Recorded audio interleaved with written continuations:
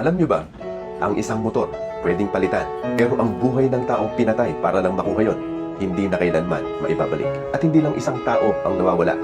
Ayon sa psychology, kapag namatay ang isang ama, ina o breadwinner dahil sa karahasan, hindi lang pamilya ang nawawalan ng kasama.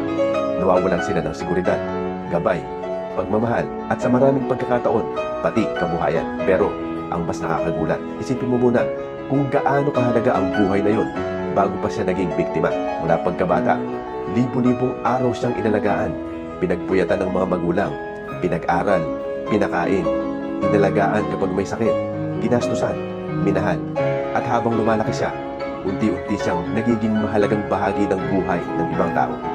May ipinakita pa ang research, ang pagkawala ng magulang dahil sa marahas na krimen ay maaaring magdulot ng mas mataas na panganib ng depresyon, anxiety, trauma, problema sa pag-aaral at maging pangmatagalang epekto sa kinabukasan ng mga anak.